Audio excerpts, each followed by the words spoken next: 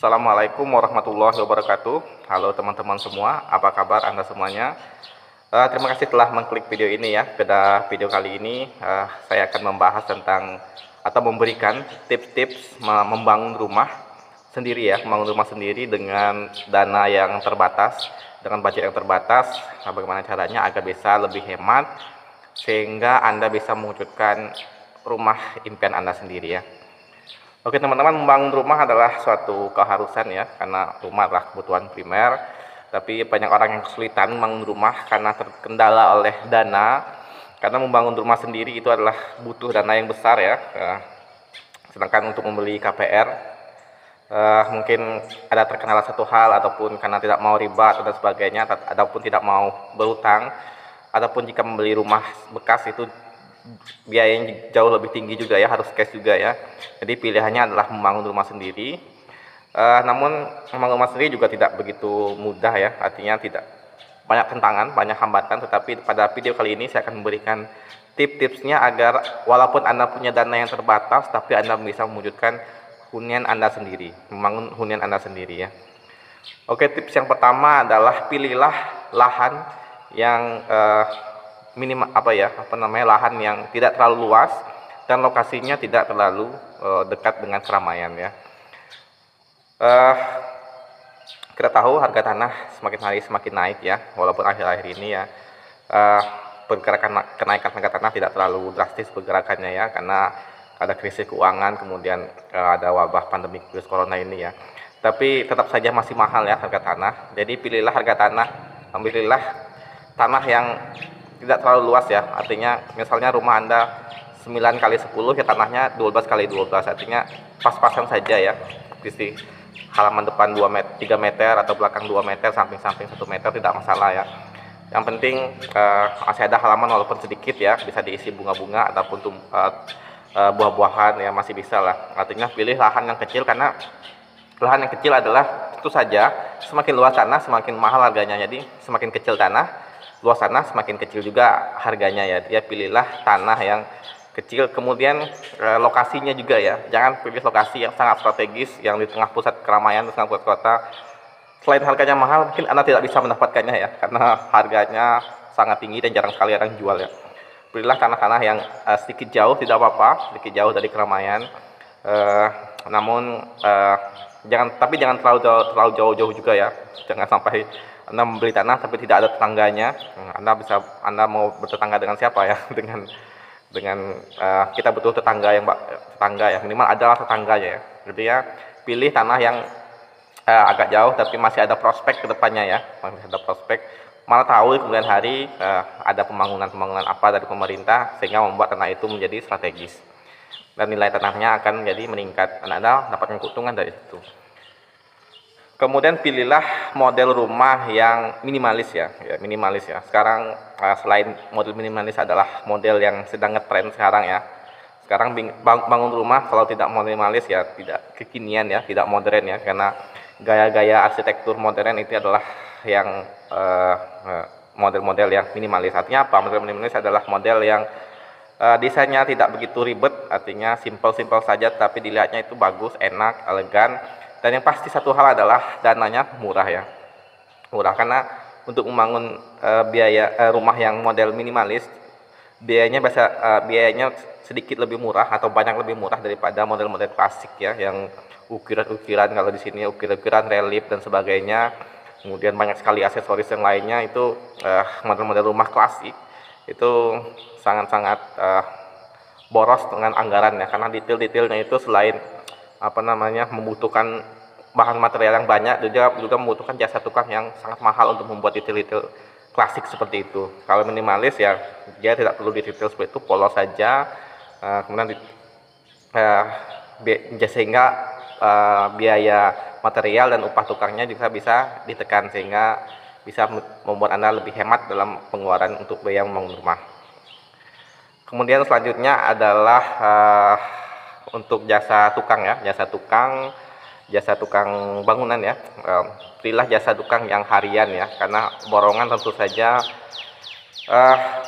agak sulit untuk membeli tukang borongan ya, karena selain harganya lebih mahal, Anda juga tidak bisa eh, hasil kerjanya juga eh, kualitasnya mungkin agak sedikit menurun ya. Artinya kualitas jasa tukang bangunan harian itu berbeda ya. Kalau harian kita bisa mengontrol sendiri seperti apa maunya, seperti apa kualitasnya. Tetapi kalau tukang borongan tidak bisa ya. Kita sulit sekali untuk mengontrol kualitas dari tukang bangunan borongan ya.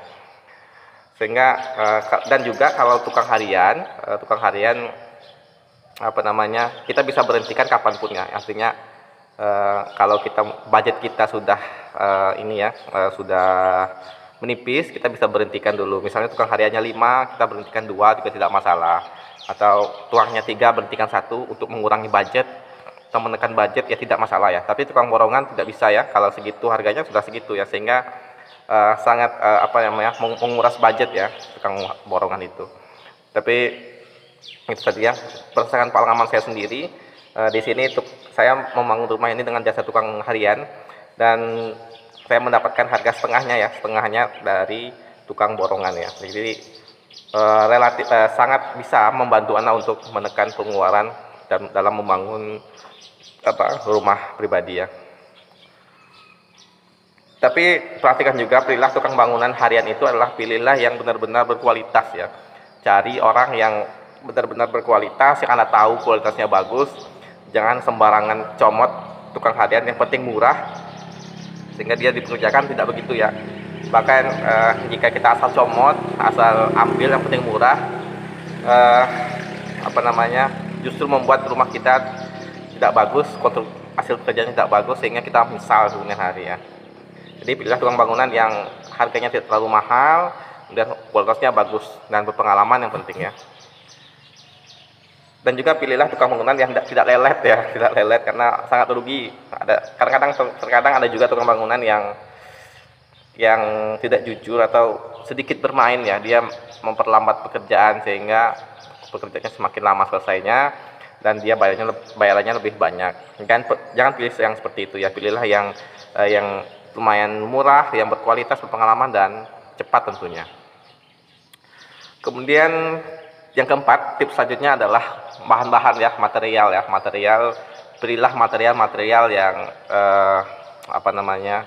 kita harus menyeleksi material-material yang mana yang terbaik, mana yang paling murah tapi tidak murahan. Contohnya saja untuk atap ya, kita kan rangka atap itu bisa kayu, bisa baja ya. Tentu dengan baja tentu lebih mahal ya. Namun jika Anda bisa punya kayu ataupun kayu lebih murah, tidak masalah memakai bahan kayu. Termasuk juga pintu-pintu atau kusen-kusen, pilihlah kayu-kayu yang berkualitas. Kemudian untuk bahan-bahan lain seperti granit, kemudian plafon dan sebagainya, pilihlah brand-brand yang lokal ya, karena lokal lebih murah ya, karena tidak ada pajak impor ya, dibandingkan dengan merek-merek impor dari Italia, dari Swiss dan sebagainya. Itu kita tahu barang luar negeri sangat mahal sekali ya. Pilihlah barang-barang dari Indonesia ya. Tapi ada juga ya barang luar negeri lebih murah daripada barang dalam negeri ya. Saya berikan contoh granit ya. Granit dari Indonesia dibandingkan dengan granit dari China ya, lebih mahal harganya dari Indonesia dibanding granit China ya. Dari China mungkin kualitasnya agak sedikit menurun ya, tapi tidak terlalu signifikan menurunnya, tapi dengan harganya lebih murah. Pilih bahan bangunan seperti itu juga tidak masalah ya, yang penting jangan jelek-jelek sekali ya. Nanti akan saya bahas tips memilih antara brand lokal dan brand luar negeri ya, yang termurah ya. Kemudian besi juga ya, besi lokal, kita tahu besi lokal itu sangat bagus sekali ya, dari pabrik Krakatau Steel ya, sangat bagus, besinya awet bagus ya. Tapi ada juga besi-besi impor dari Cina yang harganya murah sekali ya, namun kualitasnya tentunya menurun ya. Pilih-pilih besi seperti itu juga tidak masalah ya, yang penting tidak terlalu turun kualitasnya. Artinya beda-beda sedikit tidak masalah, yang penting ada harganya, kita dapat harga yang lebih murah ya. Kemudian tips selanjutnya adalah bertahap ya, nyicil ya. Itu keuntungan dari membangun rumah sendiri, itu adalah kita bebas membangunnya kapan saja, melanjutkannya kapan saja, itu bebas ya. Tidak seperti membeli rumah bekas ya harus cash saat itu juga ya. Kalau tidak cash nggak mau. Jarang sekali orang yang menjual rumah bekas itu secara tidak cash, jarang sekali ya. Atau juga KPR ya, kita setiap bulan mau tidak mau harus bayar kreditnya. Kita harus bayar DP segini, kemudian tiap bulan harus bayar kredit. Terus bergantung dengan suku bunga ya, suku bunga naik, cicilan kita juga naik ya. Dan suku bunga jarang sekali turun ya, biasa naik terus. Dan kalaupun turun ya kreditnya biasanya tidak ikut turun ya, stagnan aja ya.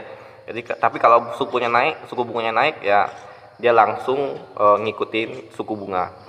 Jadi cicilan bulannya juga ikut naik. Jadi kemudian kita dibebani selama bertahun-tahun ya, selama 10, 15, 20 tahun ya. Sangat tidak nyaman ya. Tapi kalau bangun rumah sendiri kita nyaman ya.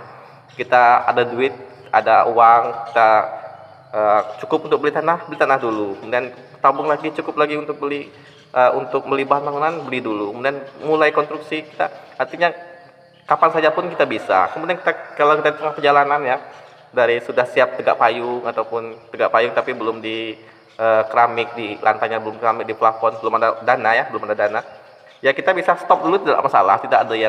Tidak ada yang persalahkan, tidak ada yang menghina juga, tidak ada yang cibir juga, tidak masalah. Kalaupun ada yang mencibir ya biarkan saja orang tersebut ya. Jadi kita bebas, suka-suka kita, mau kapanpun kita bangun, kapan kita berhenti ya bebas saja, itulah. Tapi itu keuntungannya ya, bertahap ya. Namun walaupun setelah bertahap ya, kita harus konsisten ya, konsisten, perlahan-lahan terus menabung, artinya terkumpul tabung lagi ya. Dengan bangun setelah bertahap kita seperti tidak merasa ini ya, terbebani dengan budget yang besar ya, seperti tidak terasa ya, sudah siap saja. Nah, itu keuntungan dari membangun rumah secara bertahap. Namun jika Anda punya uang lebih ya tidak masalah juga membangun sekaligus ya. Ya, itu tips untuk yang punya dana terbatas ya. Oke teman-teman, seperti inilah yang bisa saya sampaikan, yang bisa saya bagikan tips-tipsnya yang dulu pernah saya coba dan alhamdulillah bisa terrealisasi. Oke teman-teman, semoga tips ini bermanfaat bagi teman-teman semua, semoga ada manfaatnya, dan mohon dukung terus channel ini dengan cara subscribe dan nyalakan lonceng notifikasinya. Terima kasih. Wassalamualaikum warahmatullahi wabarakatuh. Sampai jumpa.